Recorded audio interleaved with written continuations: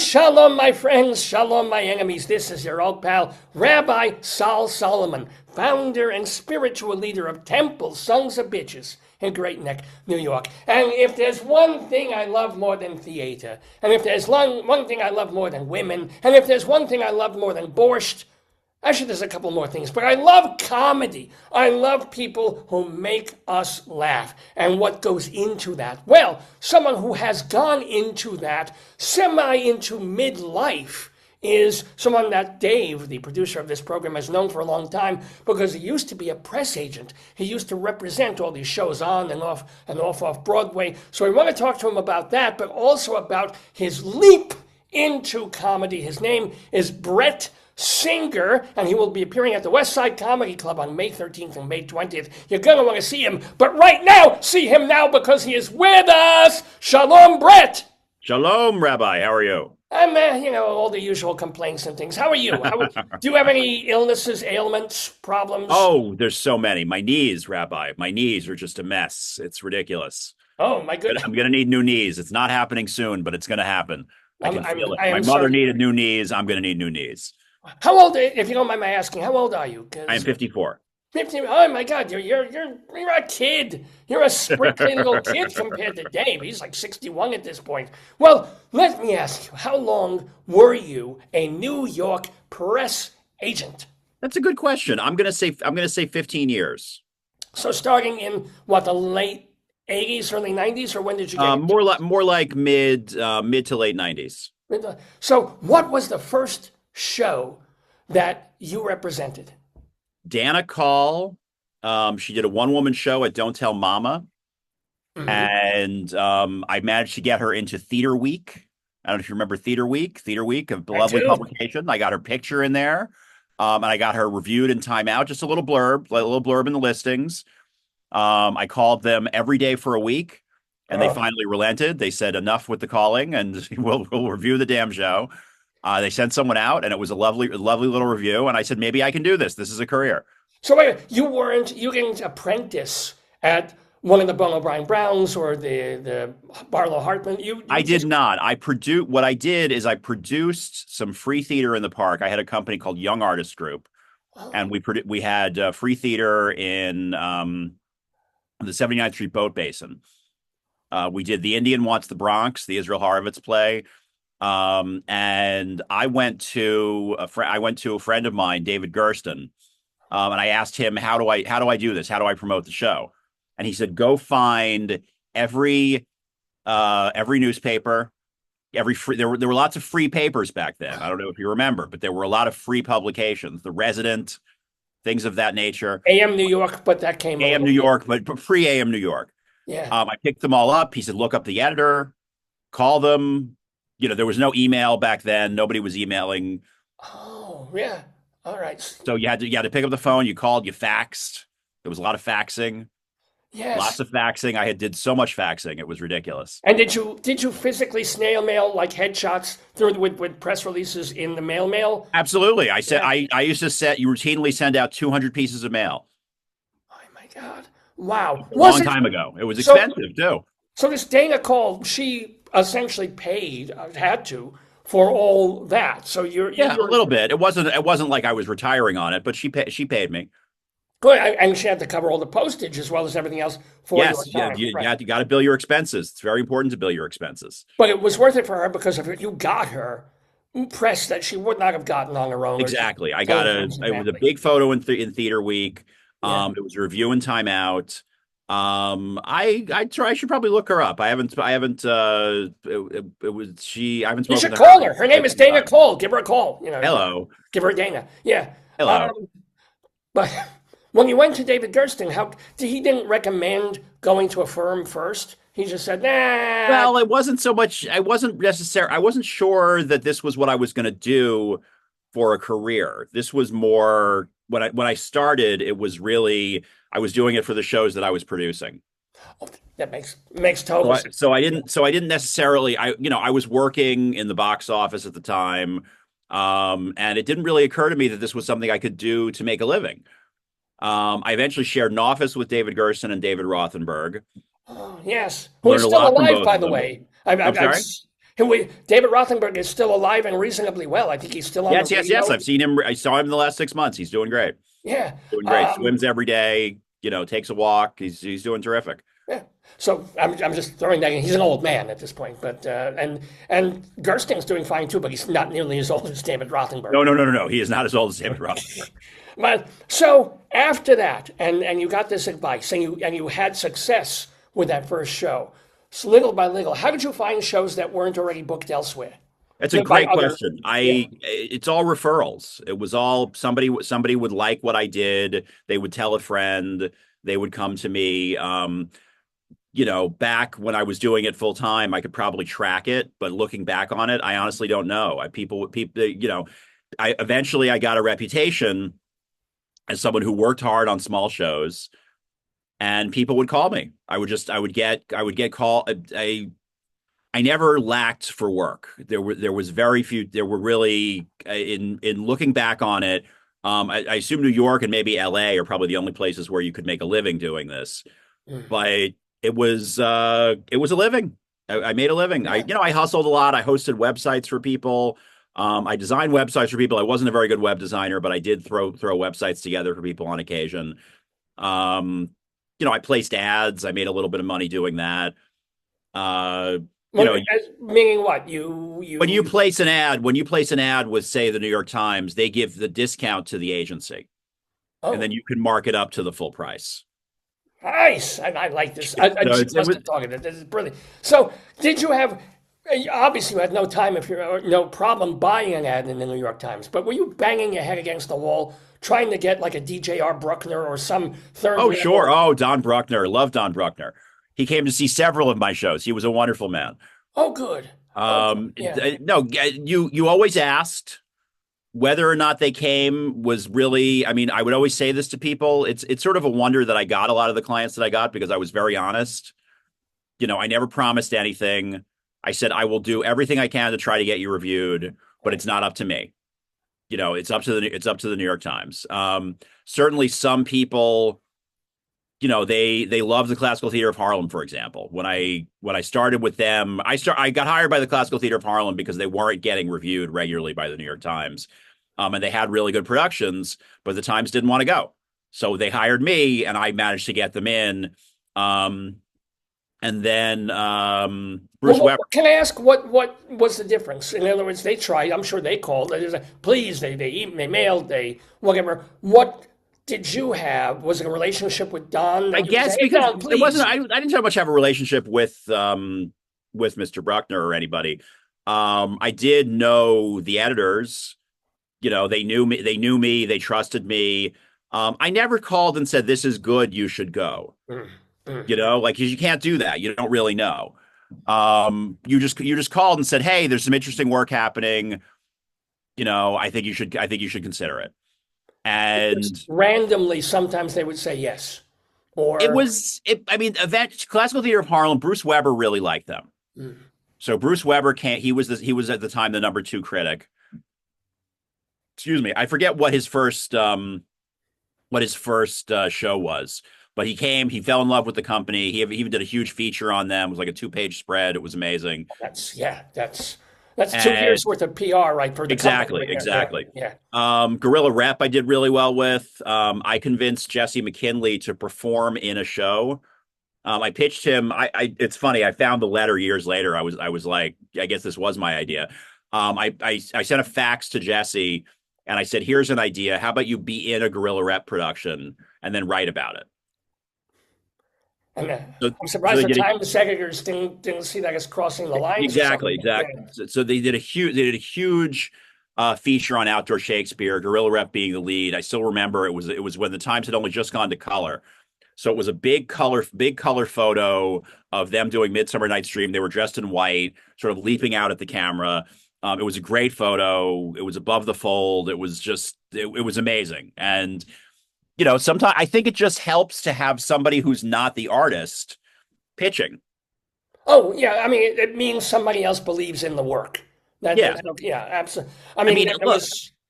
Sorry? No, I was just going to say, look, we're working. But at the same time, I wasn't going to say that to just anybody. I mean, Gorilla Rep was an established company. They had been around a long time. And it was, and the idea of doing like that was very specific to Gorilla Rep. You couldn't have done that with just any show. He could take a small part in a Shakespeare, come in, rehearse for 3-4 days and just do it. And it was fine. You have like 3 or 4 lines. It wasn't a big It wasn't deal. Mark Antony, or yeah, yeah, Yeah, yeah, yeah, yeah, yeah. Like he's not playing Hamlet. He just, he's playing one of the root theatricals. right. And it was great. It was terrific. And it was, obviously it was huge press for the company. Another fun one with Gorilla Rep. I sent a fax to Newsday. And I said their last production of the Scottish play was better attended than the Kelsey Grammer one, which was true because they were routinely that was an amazing production. Their production of the Scottish play was unbelievable. They were routinely getting 1,000 people a night up in Fort Tryon Park. It was incredible. Wow. It Okay. was Yeah. amazing. It was really really good. They did the whole play in 90 minutes, uncut because Wow. you got to talk fast. You're outside. So You, it's you the got to move Scott quick. play. It's not even Scottish, but you don't even have time to say Scottish. This is Yeah, the Scott exactly. play. Exactly. The Yeah. Scott. The Scott. Um, Yeah. so that was fun, and then they ran a color photo of Pear Ubu, and this takes me back. We needed photos. This is before the days of readily accessible digital cameras. Mm. What I had to do is I had to take a disposable camera, take the pictures, and then go to a 1 hour photo place, and then scan the photo and send it to Newsday. I said like a JPEG to Jan Stewart, Exactly. Linda Weiner at that Exactly. point. It was yeah. Now you take out your phone, you snap it, you send it. It's not a big deal. Right. Oh my God. Can I ask what is the most high profile? You made some of those shows higher profile than they ever would have been. But what is like the best known, highest profile thing that you repped? Or show? Probably I'm going to say Alan Cummings. Alan Cummings did a little known Genet play called L. He had a theater company for about 5 minutes. He Huh. started a theater company. It produced this one show, and then the company folded. That was the one where I said I didn't even write a full press release. I just wrote Alan Cumming, L, this theater. I think it was the Zipper. I Oh, think I love the Zipper Theater. zipper. I'm pretty sure it was the Zipper Theater. And I got calls from. I sent it out, and within 5 minutes, I had calls from everybody. Everybody wants to talk to Alan, and Alan was great, by the way. I mean, he couldn't have been nicer. And everybody loved him. New York One wanted him on. Good Morning America wanted him on. Everybody wanted him. So wait. Which everybody wanted him. Where did he go? So he had I limited amount of remember him time. doing New York One. Yeah. God, I'm trying to think of what other TV he did. I just don't remember. It was a long time ago. Sure. Sure. So, and can I ask, and you may not want to say, but what was like the worst show? Because it's off Broadway. You mentioned all these classical theater of Harlem and then and Alan Cumming. What was like you looked at it and you was like, I have to represent this. Should I serve it? It would seems mean Back? to say. I mean, there were things. Like, There were things. I will say it wasn't the worst. This was not the worst by any means, but it had one of the best lines from someone at the New York Times. It was The Doctor of Rome, which was the sequel to The Merchant of Venice. all And right. someone at the New York Times said, "Why are you doing this where there are a lot of unanswered questions?" And I said, "So I guess you're not coming." And she said, "Yes, that's right." And I said, "Okay." Anyway, and you know what? At some point on Broadway, they'll do Merchant Portia's point of view. 'Cause Exactly. That would be. yeah, Why not? Why not? yeah. There's always unanswered questions. I mean, that's it's a nice line, but it's true. There's It was a always good. It was a good line. That was by the way not the worst show by any means. It was not. It was a hard sell because it was definitely like okay, it's the sequel to this great play, but it's not Shakespeare. well, Like yeah. so it was a little bit of a hard sell, but it wasn't terrible. As I recall, it was not bad. I mean, they did do Doll's House Part Two, They did do but Dallas it House wasn't Part going to Two. be That is Ibsen, true. right? Yeah. Well, all right, so what? Come on, you don't have to name the title.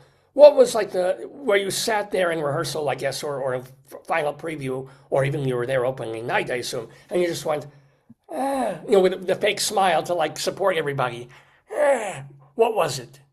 There was a play. God, I can remember. I could picture the person I cannot remember the name. I cannot remember the name of the play. I remember one of the characters had lupus, um, for no particular reason, and the woman who hired me was just an absolute sweetheart. I mean, she was very, very nice, but it was a rough one. It was a rough play. It was just, it just wasn't good. I mean, it just, at some That point, happens. Yeah. it's great that you can put the money together. I assume people are still doing this. I dabble in a little theater reviewing for theater scene, Oh. just to kind of keep my toe in the water. And so there is still off Broadway, but um, it's sometimes stuff's just not ready. Oh yeah. Oh, Sometimes well, I things are mean, just not ready to be reviewed. there's a million reasons a show can fail or not be. I mean, that's for sure.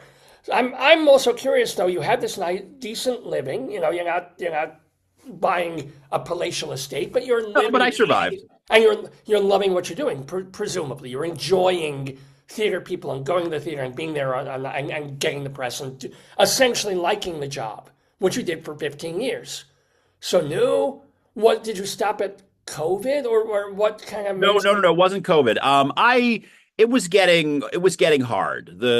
You have a lot That's what of she said. Yeah. Well, sorry. heyo. Hello. Hello. You have a lot of angry people, because they're not being reviewed by the New York Times, Mm. and so they're, or Time Out or the Village Voice or, whatever else is out there.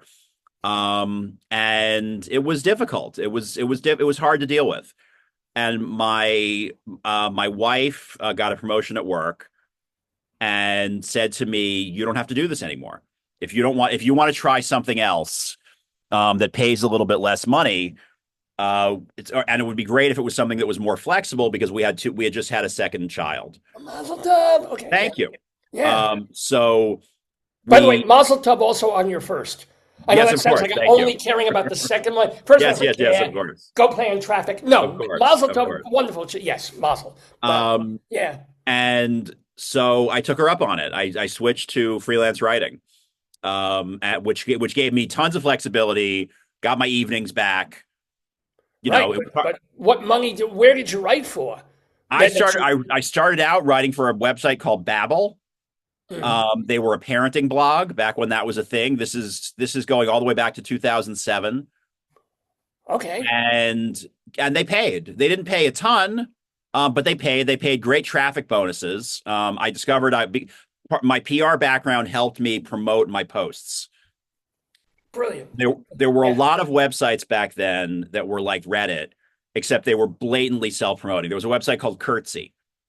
Curtsy, who remembers? No. Curtsy, you got on Curtsy, you promoted your link, and then it went out to a bunch of other blogs, and they picked it up and whatever.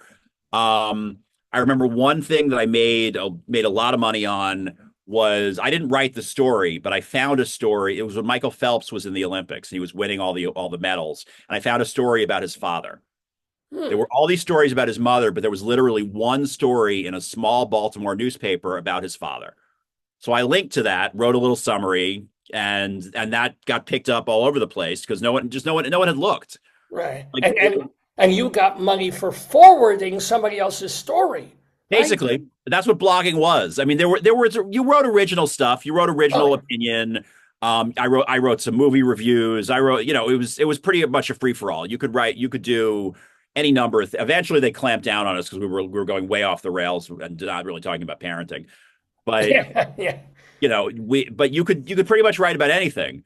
But you had to ideally you focus on parenting. So I basically I said, remember, guess what? Michael Phelps also has a father. Right. Yeah. Okay. I Something get along you. those Yeah. lines. And that Yeah. got picked up.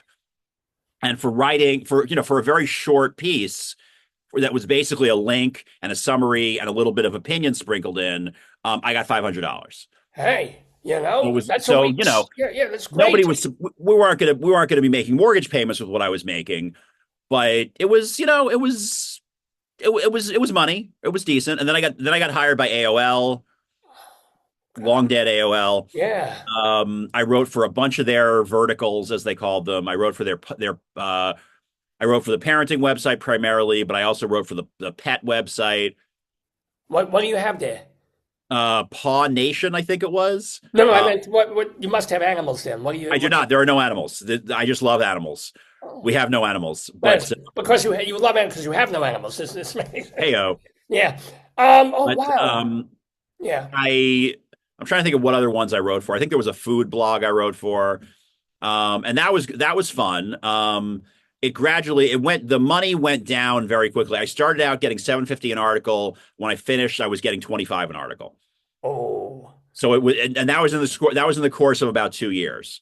Oh. All right. So for a year or two, for almost 2 years, you were doing I a was doing nice pretty good. I steady mean, again, supplementary nobody's income. retiring, nobody's Yeah. taking vacations, but it was good, and it gave me a lot of flexibility because the nice thing about writing, you can do it whenever. Of course. So money dwindles. You still have to do something with your life, even though your wife's wonderful. She's got her salary and stuff. At what point did you go, I belong in front of a microphone? So I I was in kind of a dark place. I All my jobs had dried up. I wasn't doing much, and a friend of mine said, "Why don't we take a stand-up comedy class?" And I said, "What?" He said, let's do it. You're not doing anything else. Let's go." So I'm getting ready for the class, and I go through I'd always kept creative notebooks. I'm going through my notebooks, and I realize I've been writing jokes for years. So like I'm flipping through, I find this joke, I find that joke, I piece together 5 minutes. I get up in front of the class, and the teacher says, "How long have you been doing this?" Ooh, And I said, "I haven't." And she said, "I don't believe you. You're much too polished." whoa. And I was like, "Okay, maybe this is a thing." So we do the class, we do the class show. It's a big class show, and I'm hooked. I'm immediately hooked. It took me about 6 months. I went to a writing retreat because I'd been going up to I'd spent a few summers at this place called Birdcliff up in Woodstock. It's a writing. It's like the oldest artist colony in the country, and they do retreats every summer. And I had gone up there to work on a novel while I was doing the freelance writing and stuff, Yeah. and it was great. And so I'd already planned to go up there when I started doing the stand up. So I went up there, kind of didn't really do any stand up, come back, and it took a while for me to find open mics where I felt comfortable. And I went to West Side. Define it. It's just isn't any place when you're starting out. Don't you say, "Oh, that restaurant has an opening mic. I'm just going to do it," or no, you. Open mics are tricky. It's Now it doesn't matter. Like I don't care. I'll go anywhere. It makes no difference. Um, I found that a lot of them were a little broy. There's a lot of, you know, Oh, intense male energy, I guess, for lack of a better word. And I wasn't crazy about it. It was fine. I would do it, but I went to West Side Comedy Club. Felicia Madison at the time was the new talent coordinator, and she ran the open mics. And I really liked her, and I really liked the energy there. There were more women, and it was more inclusive, and I just felt better. So I it that was was closer that, to the theater, is what you're saying. it was much more like theater. Yeah, Honestly, it was more what I was used to. I was used to women and gay men. and you I was used to being the only straight guy and sometimes the only guy. Like there were jobs in theater before I became a publicist. There were jobs in theater where I left because I realized that they only promoted women. So it was like oh, reverse of the rest of the world. huh. And that's and you know and I was sort of like, that's fine. This is great for them, but I'm never going to get ahead here. So I got to go find something else. Wow. Okay. And but in this Um, case, now you're looking for that balance, or even a more 52-48 feminine yeah, just a little edge. bit, a little more welcoming. It was nice. It was a nice vibe, that West Side, and that's become kind of my home club. That I'm there a couple times a month, doing new joke night, and and I do regular shows every now and then. And yeah, I mean, I found that I kind of got in there. I started hosting an open mic there. Another thing that happened very early on is I hooked up with, and I was really new when this happened. This comedian named Joe Matarese, wanted to produce a show at the comic strip, Hmm. and he wanted someone else to sort of do the grunt work. And I was like, well, I've done theater, I can produce a show, no problem. That's going to be easy. And he said, you host the show. And I said, what are you talking about? And he said, just you go host the show. You'll figure it out. He gave me, I still have it. It's like a page of tips on how to host. Hmm. And I just went up and I was like, hey, everybody, how we doing? You know, how we doing tonight? Isn't this great? Yeah, yeah, yeah. I had no idea what I was doing. Like not the foggiest idea what I was doing, but it was a really good way to just jump into the deep end and just start hosting. And I learned a lot. I learned a lot. I still host to this day. So and a lot of the lessons that I learned were, go all the way back to that. Is it now called hosting or MC, or do they call you an MC, or is that so old? They call it hosting. I think Hosting, yeah. MC is an outdated term. I wouldn't swear to that, but I think when people ask you, they always say host. Hmm. All right. I think And MC is more for like a big event. that okay. All right.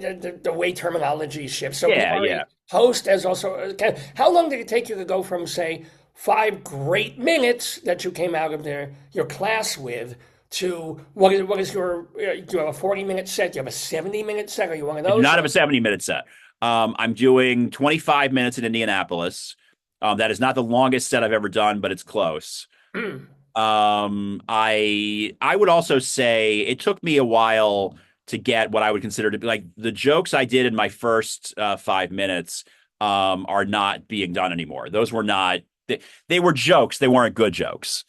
Like Oh, when I say I discovered I always wrote jokes, they yeah, weren't like they're jokes I wouldn't do again. I did just bring back a joke from my one of my earliest sets yeah. into this, and it feels funny. Like it's still it still works, but I know that it's a dated joke. Like it's not dated like the references, but it's just dated in In the terms of style for you, maybe yeah, for another. yeah. So, There's a lot of puns. There's a lot of it's all right, you got to tell me, please, and our audience here, like one or two of the jokes from your original five that you retired. Well, I promise not to laugh because I'm not going no, to no, be no, funny. no, no. So, What was one of the original jokes that I retired? Banana Republic is having a sale. If you get the workers to overthrow management, your pants are half price. all right, cute, cute. Is Banana Republic, did they go out of business or something? Oh, 'Cause I don't know. I don't know if they're still around. I have oh, no idea. so the reference is still there, but it's cute. All right, that's cute. That's amusing. I probably got some good laughs. And yeah. I watched a movie last night called Airplane versus Volcano. I was rooting for the volcano. All right, cute, cute, funny. I mean, amusingly funny. But what is it because it's no longer your style, or you have certain It things that doesn't you like to talk because about? I'm better now. I can do better. Oh, so what's something? I look back on those jokes and I'm like, okay, I'm a better writer. I'm a better writer and a better performer. Also, when I started, I was doing exclusively one-liners. Oh, It was all disconnected one-liners. That one joke had nothing to do with the other. It was very ADD. And now I've got things grouped. I do a joke about I do a stay-at-home dad chunk. I do a nerd chunk. My nerd chunk is taking over my set. My nerd chunk is now closing in on 5 minutes. I'm not quite there yet, but I can almost do 5 minutes just on being a nerd.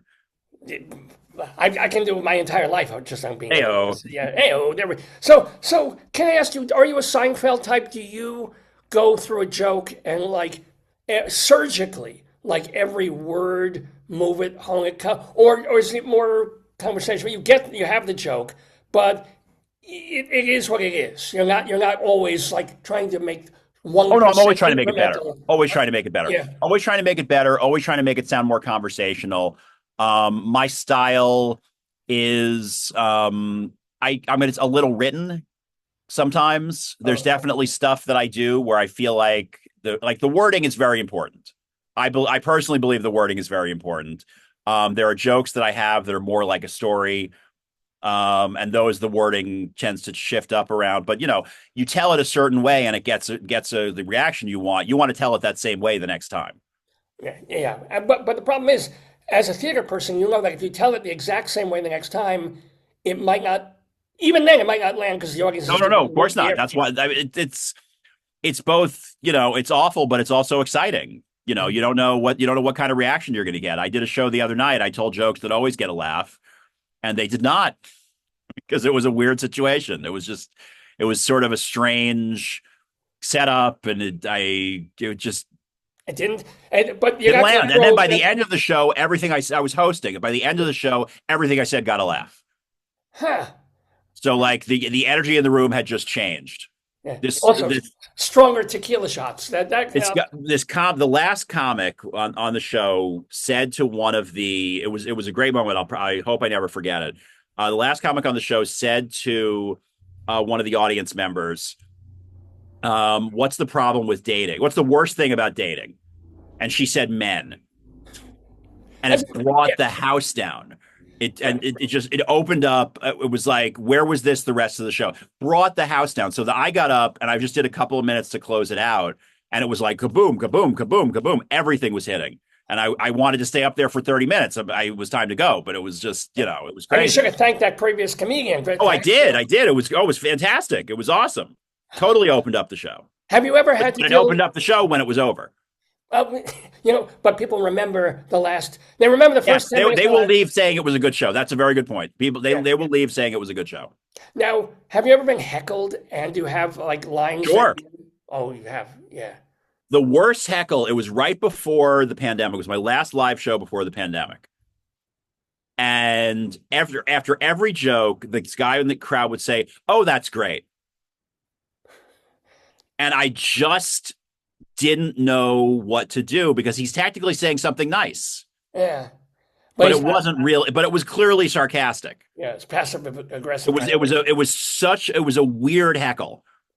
And I did my time. I got through it. I'm not a roast the crowd type of comedian. Like TJ Miller is amazing at that. Mm.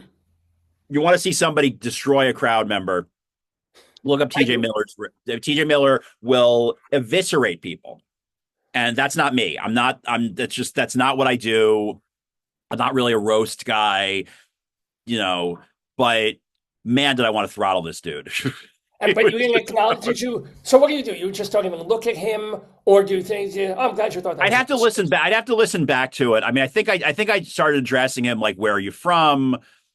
Is that how they behave on Staten Island? Things Just of that from nature." Staten Island, you're going to get a laugh, and right, exactly. But it was also like a really small crowd. There were like 5 people there, and it was very tense because we were about to get locked up. Like it was, of course, yeah. It was like if we got if COVID, I'm going to say it was maybe March 10th that we all went inside, March 10th, 2020. This is March 8th, right. So like we all know it's coming, and we all know that we're sort of living dangerously, and it was weird. Now, it was a weird one. That's I don't find that I get heckled that often. The last time I did a show at West Side a couple of weeks ago, and people were talking, and I said, "Hey, what's going on over there?" And they said, "We're talking about how funny you are." And I said, "Well, I can't really argue with that, can I?" Yeah. And they did quiet down a little bit, and it was fine. But that's ideal. That's yeah. No, that was all good. I find the easiest way, unless they're like, I mean, if they're shouting at you, because that's very rare that you get that kind of heckler where they're literally screaming at you. Unless they're doing that, it's probably best to just move on, because a lot of times you don't have that much time. You have 10 minutes. Right. If you're doing an hour-long set and somebody starts in, you've got to, that's different. You got to really nip it in the bud. But if you're, if it's minute 8 of a 10-minute set and somebody's talking too loud to the server or whatever, you can't go yelling at them. They're ordering a drink. That's why we're here. Yeah, it's true. And they don't even realize they're being loud. They're just, "No, I want my soda, please." I mean, yeah, exactly. They're not even trying to be. I understand. Can I ask, what comedians did you love growing up, or who influenced your? That maybe Honey Youngman, because it was one-liners. Henny Youngman. I wouldn't call him an influence because I don't really do what he does, but Steve Martin was the one that I was madly in love with. I was a huge Steve Martin fan. My mother had a vinyl record, and so I held up my red Panasonic tape recorder up to the speaker so I could listen to it in my room. I recorded it over the speaker and then moved into my room so I could listen to it. Um, but when I went back long before I was a comedian, I was really into Comedy Central. Hmm. So I used to watch um Comedy Central on a loop. Like I flipped between that and CNN headline news. Hmm. Okay. And Comedy Central would play clips of comedians. So like I fell in love with comics like Rita Rudner. Hmm. Rita Rudner is so good. I think she's still performing, and I'd really like to see her because she's amazing, just Yeah. unbelievable. I actually got to work with. There was a guy this guy Johnny Lampert. They played a clip of his on Comedy Central nonstop. It was a joke. It's a very funny joke about people getting song lyrics wrong. Oh, You know, mondegreen, they call that, I think. what'd you say? There's a phrase for that called mondegreens. Oh, I did not know that. I did Yeah. not know that. Yeah. But he would like bingo, Jed had a light on, stuff like that. There's a And bathroom on the right. Yeah, that kind of, exactly, yeah, yeah. exactly. And I actually got to work with him on his one man show many years later, which was fun for me because I was like, dude, I used to watch you on Comedy Central, Wow. so that Very was nice. fun. So, but what happened when COVID did hit, right? And you were doing that last show 3 days before the lockdown. Did you come out at like a year? Did you do stuff on the web for the year? Did you just lay low and then you I decide, I did think so I'm going much to Zoom do more comedy. comedy? Yeah. I did so much Zoom comedy. Oh. I'm not the type who can just watch Netflix all day. Mm. Like I need something to do to give me purpose. And so I ran an open mic twice a week. I went to open mics, and by Online, go, you I mean? mean it's all on Zoom. It's On all Zoom. on Zoom. Okay. Yeah. I ran a show. I had a show called Monday Night Live that I ran that actually was never like huge, but we had like 5 or 6 people who came every week, which kept me on my toes. And they were from like Chicago. There was a woman from Chicago who eventually came to see me in person, which was really nice. Like she came to New York to visit her daughters, and then said, can I come see you? So I called West Side. I said, I got someone who wants to see me. They put me up. Um, and there was this other woman from New Jersey who I actually met the other day. She's a comic now, so that was pretty fun.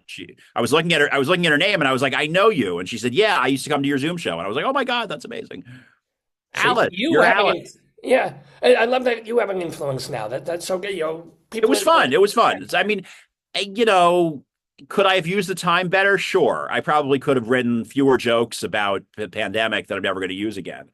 But I know measles is coming. You never know. Measles is coming back. You never know. It's true. That is a good point. That is a good point. Um, but it was, I mean, a lot of comics were not into it. I know plenty of people who didn't do Zoom comedy. Did they miss out on anything? Not really. It was, but it gave me purpose. It gave me something to do. Well, It but gave my day now, structure. but now that things are quote unquote relatively back to normal. I mean, it's been 4 something years since 5 years now since the pandemic started. Uh, yeah, do you feel the need to do the 45-second TikTok videos to be on Instagram? Apparently, that's the way now everybody does comedy, even if they're live and in person. I need to do that more. Mm. I did. I have a bunch of reels that are ready to go, and I just haven't posted them. Um, when there's something topical, I try to get it out quickly.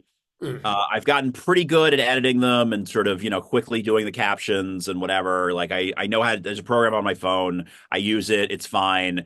It doesn't come naturally to me. I'm not sort of a natural social media person. Hmm. I've had 2 reels go viral, one for 1 million, one for 700,000. Wow. All right. So that was fun. I picked up a lot of followers from that. But yeah, I mean, I need to get better. It's definitely it is currency. Your social media follower count is a form of currency. You have 10,000 followers. There are clubs who will let you perform. I mean, I get it. I You get have it. 100,000 followers, you could probably get in anywhere. Yeah. Now, do you have excuse me, a 5 year plan of like, I'm at this level of comedy now and I'm comfortable and I enjoy it? Do you have a thing of like, by 2000, I can't do math, by 2029 or 30, I want to be, and this is what I'm going to do, or you're just kind of enjoying the ride? I'm mostly enjoying the ride. I mean, I have shorter term goals, but I don't do it based on time. because I'm a slow burn. So, for example, I would like to get to an hour. Um, right now I'm creeping up on 30 minutes. I probably have 30. I need to memorize a couple more things, but I'd like to get to 30, 45 an hour. Because that's headlining. Yeah. You want a headline, you need an hour. And I gotta figure out how to go an hour without going to the bathroom. You know, Yeah, we're getting to the age. exactly, It's exactly. unfortunate. No, but you have so many years in the game that it is quite beautiful that you're just you didn't jump in like 3 months in. I've got my 75 minutes. I'm gonna, it's like I'm doing this. I'm open micing. I got 10. I got a good 20 set. I'm gonna get to 30. It's sort of like it takes a while to really build. And I think that's great of you to, Yeah. because back when you were watching some of the people on Comedy Central and stuff, it was the era where a comedian would have 5 minutes and they get a sitcom. That was the goal back in the day. It was sort of like get known real quick and someone from NBC signs you to a deal and then there you are. It's not like Sure, that. it was great. Yeah. It's not, I have a pilot idea. I'd still like to write. Everybody, you sort of the general consensus is that you should have a pilot written on the off chance you actually get somewhere and somebody calls you. Like if you get a call from an agent or a manager, mm, it's not a bad idea to have something ready to go just in case. To be like, hey, like, do you have a pilot? Yes, I do. Read this. makes total action. Like every screenplay writer. Oh, do you need a western? I got one. Do you Yeah, need exactly. a noir? Exactly. I got one. Let me ask. Did you finish your novel? Oh yeah. I mean, finish. It depends. I've got a couple. I have one that I've done several drafts of. It has been read by a few people. I got some comments I should incorporate. My mother read an article. Read. My mother did. My mother didn't like that one. My mother preferred the one that's about us growing up in the Bronx. Ah, sure. And I'm not saying she's right, but I feel like she might be onto something. She said some interesting things, and I think that one might actually be better. I have to figure out how to end it. Oh, Because I don't have, it doesn't have an ending, so it needs an ending. I need to get back to it. Um, I've been a little lax on getting back to both of those. I would like to get back to them, but I've just been very focused on stand up. sure. So are they both comic novels? Are they or Not really. The one that is closer to finished. It's technically finished. It's got a beginning, middle, and an end. It's been through several drafts. I can send it to somebody and say, "Here, read this." Uh, and that one has a decent amount of humor in it. The one about the '70s is it's not dark, but it was an intense time for me. oh, So, it was I grew up in a very hard neighborhood. There was a lot of mugging. There was a lot, there was a lot of gangs. There was a lot of sort of not funny stuff. So that one's not really a comic. were you ever mugged or beaten up as a Oh, teen? absolutely. Yeah, lots of times. Hmm. Oh, sure. It was New York in the '70s Yeah, and the Bronx too. and the Bronx. It was rough. Yeah. It was rough. I was in a very tough neighborhood. Wow. Wow. So why can I ask why your parents just didn't freaking move? We it was just that was where we lived, like my mother always had my mother was a social worker. She never made any money. All right. So like I desperately wanted to move to Manhattan, but she was like, I'm sorry, we can't afford it. But yeah. Well, wow. Well, is it parts of Brooklyn maybe or something or Maybe. maybe. Oh, wow. But has that shaped you? Has that made you either tough or you go through some dark periods? Maybe that's made you sometimes like kind Oh of. yeah, no. I mean, it was I'm gradually doing jokes about it. The sort of more advanced math of jokes where, it's about the darker stuff, jokes about depression, jokes about my father. My father died when I was very young, and it was a big screw up. So I've got a couple of jokes about him, and the other day I found a bunch of jokes that I actually sent to my shrink. I was like, just so you know where I'm at with this, because we had been talking about this. I sent him these, and I said, this is what I'm talking about when I say the jokes are not funny yet. And what I can't. It's No. patiently. He said, I'm glad you sent me these. This is interesting. This is, I mean, it was. Oh, interest. That's the kiss of death for a joke. That's an interesting joke. You'll know it's funny when he goes, this is good. There you go. Right, exactly. So, I know we're running up on time here, but I am also curious, since you lacked a father figure for a significant portion of your growing life, how do you model for the two children that you have? How do you know how to be a dad? That's a great question. I don't really know. I sort of have it in my head. I just try to be there for them as much as I possibly can, which is harder now that they're older. But the, I was the parent. I was the main parent when they were younger. Okay. And I was definitely the fun dad in that. I liked going to movies. I liked playing video games. That was, and it wasn't that I was doing that because I wanted them to think I was the fun dad. It was because I like playing video games and I like going to movies. There you go. This is okay. Thank God you weren't into polo because that would exactly. They would have reached. They would have had extra long mallets. It would have been very, very difficult. Ladies and gentlemen, we have been talking with the wonderful, the funny Brett Singer. If you want to know more about him, remember that you can go to his website, Brett with two T's, Brett Singer, like singing.com. And New Yorkers, please go see him 2 times, Tuesday, May 13th, and also Tuesday, May 20th at the West Side Comedy Club, which I assume is somewhere on the west side of Manhattan. Where it is on West 75th Street. The show is called Not Ripe Bananas. It's New Joke Night, run by Adam Gable and Felicia Madison. So what was it called? Not Ripe Bananas. Not Ripe Bananas. And by the way, if you happen to be in or near Indianapolis, May 9th and May 10th, which is even before these things, where are you going to be? What is that? Where? On May 9th, I'm at Monsters, Inc., Monsters with a Z. And on May 10th, I'm at the Wit Theater.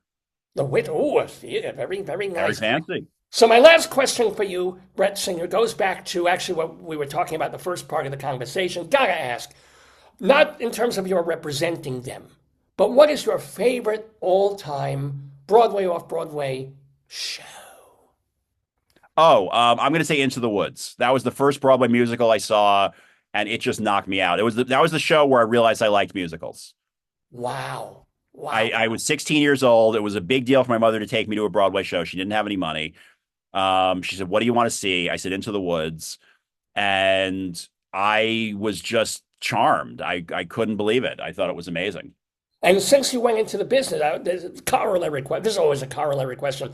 Did you ever get to meet James Lapine or Stephen Sondheim? Did you ever get to tell them? I did not meet them. I was at an event where Sondheim was speaking, which was really cool. And he talked about the rhyming dictionary he uses. He uses a very specific rhyming dictionary. Was it the Wood Grant, not Grant Wood, but something like that? I forget. I have it written down somewhere. I went to the they did the auction of all of his stuff. Oh, so okay. I went to the like the exhibit they had it all on display, and I went to that and I took some pictures, and it was fun. Well, speaking of fun, go see Brett Singer in person. Go watch him online at brettsinger.com. Brett, I wish you much, much success. Shouting down, making friends with hecklers, and also getting more and more people to love you and to listen to you and to laugh at and with you, because you've been really, really great. And we thank you. Rabbi. Hey, I'm sorry, I forgot one more question. Are you Jewish or not? Of course. Yes! What's your Hebrew name? Herschel. Herschel! Oh, I should have called you Herschel the whole time. Herschel, thank you and shalom to you. Shalom to you. Bye-bye now.